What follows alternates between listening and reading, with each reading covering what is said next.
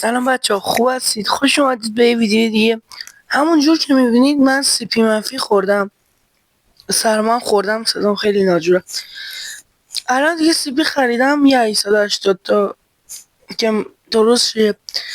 من 4 تا 880 تا زمانبر خریدم، کلا یه دونش منفی خورد. پیشنهاد نمیکنم بخرید. هی پیام کدم میاد، کدام یعنی سیپی یا همون کد نمیدونم، یک منظورش کده نمیدونم. الان دیگه سیپی خریدم تا 20 دقیقه 10 دقیقه دیگه میاد منفی خوردن اونو درست میکنم. بچه این ویدیوی بعد قرعه کشی داره. چند تا ویدیو پیشم قرعه کشی داشت ولی کسی شرکت نکرد.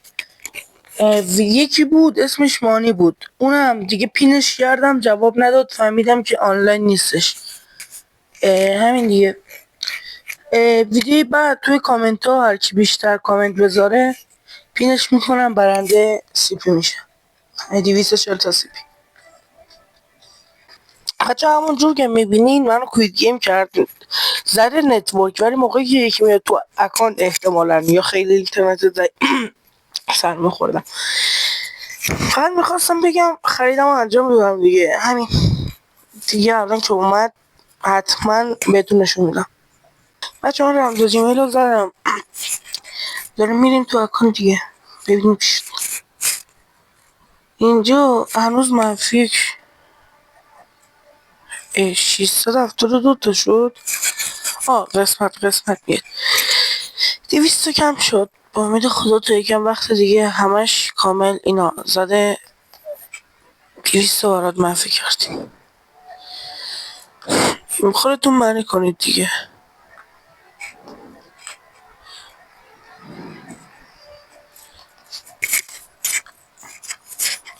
این هم هست.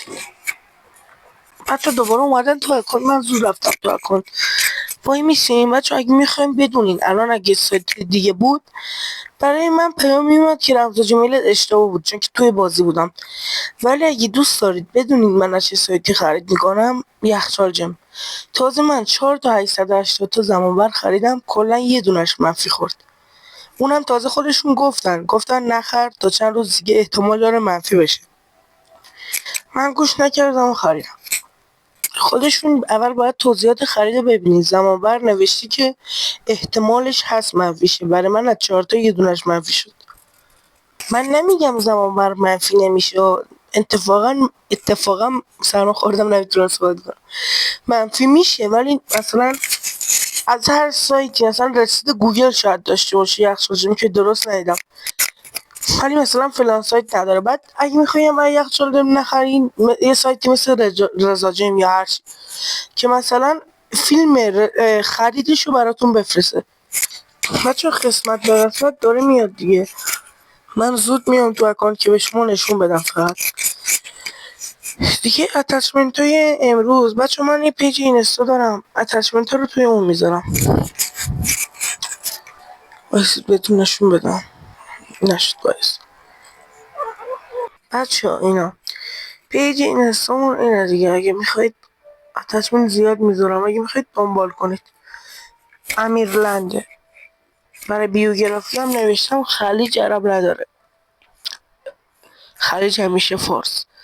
بچه ها اتچمنت هایی که توی اون گذاشتم امروز رو میذارم، یعنی خیلی هاشو نگذاشتم. HS KRM 12 فنک VPSH یه چیز اینجوری که 117 BP 50 لایک 53 تایپی 19 کایرینگ 16 یا کریکسیکس.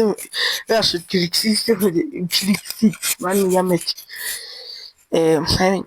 این ساتیره DLQ 33 دیگه. همین یه دونه هم اتچمنت M13 از یه یوتیوبر به نام نمیگم برداشتم، ولی اون 12 تا مال خودم بود.